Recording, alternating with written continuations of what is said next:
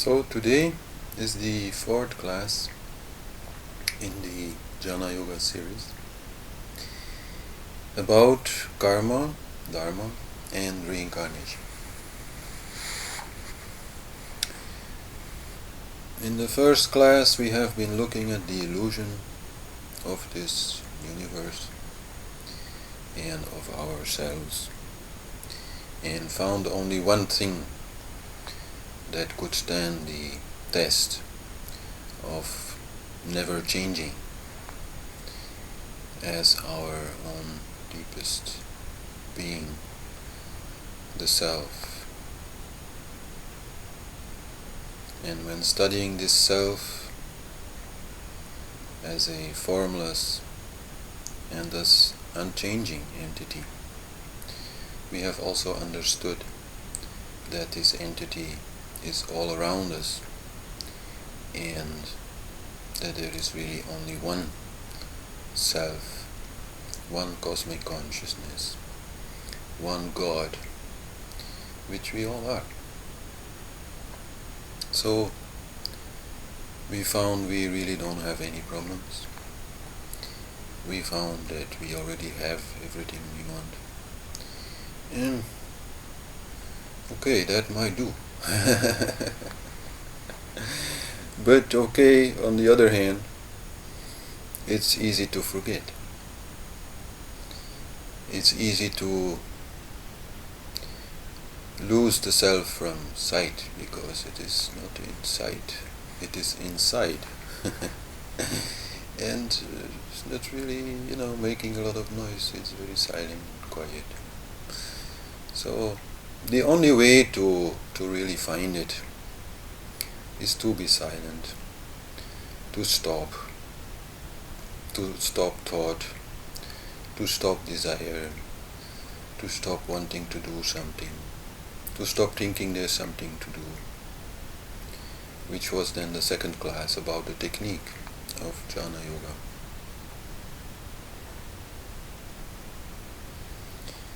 And then in the third class we've gone in a little bit more detail about the, you could say, other parts of our being that cover our most essential being, as our physical body, our energetic body, our mental body, and our intellectual body, the body of words and concepts. And then of course, especially, we have encountered the concept of concepts, the ego, which is the cause of all problems. So, by getting better understanding, by applying the basic techniques of Jnana Yoga, we can slowly come to disidentify with what used to be our personality, and identify with our inner being, and live from that inner being. And as Ramana Maharishi was explaining, there comes then the stage of Sattvapati, where we have the power to go inside almost instantaneously, without much effort. And once we have this power, then we can always be happy with whatever happens, because whatever happens outside, we can counter it with the eternal bliss that is here inside. And living from that bliss, truly there are no more problems. Yet, again, it is, more easily said than done. Some people may hear these stories, may hear these explanations, and say, oh, wow, fantastic. Now I really know who I am. Now I can stop being what I am not. Now I can be happy. Thank you very much. And those few may then go, leave the teacher, live a life that is very fulfilling, and have no more questions. With many people, they will hear the very same explanation and may be helped by it, may feel more at peace with it, may be able to drop many of their foolishness because of it, may be able to forget many of the desires that before seemed so important, but may still encounter some difficulties.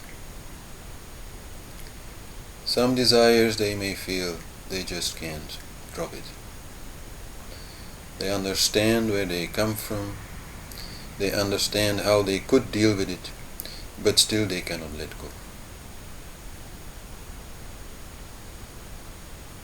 And when we cannot let go of our desires, then it becomes very difficult to truly let go of our thoughts, and then it becomes very difficult to truly let go of everything and be inside with the self and the bliss.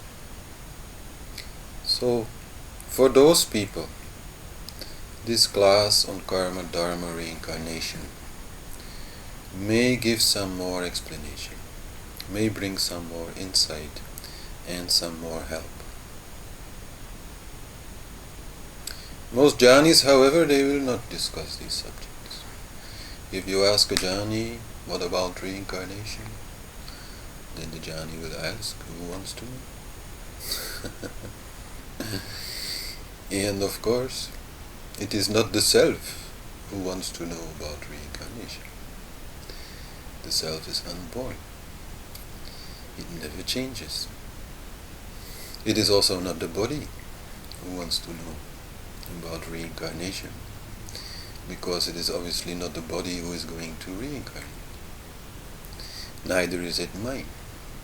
The only one who wants to know is the ego, which is the one we have to get rid of. So in that way it is very correct to say, don't think about reincarnation. Truth is only in the now. We are trying to forget about yesterday, we are trying to forget about tomorrow, we are trying to be now, so why think of reincarnation? It's useless.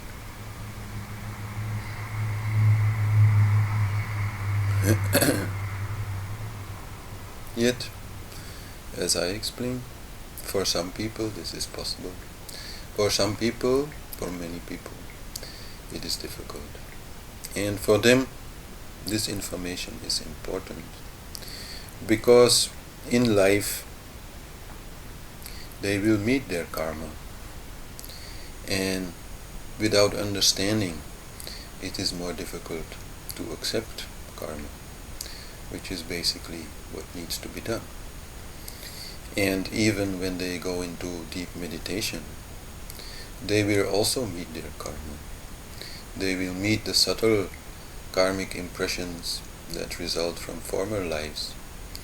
When they can enter their Vijnanamaya Kosh, the layer of concepts, of memories, which also has the memories of these former lives, and these memories sometimes may be frightening, may be bringing anger, may take you out of your meditation. So also, to really stop for a long time, it is important to understand what to do with these images, with these visions, which then will come out of your subconscious mind, out of your deep Vijnanamaya Kosh.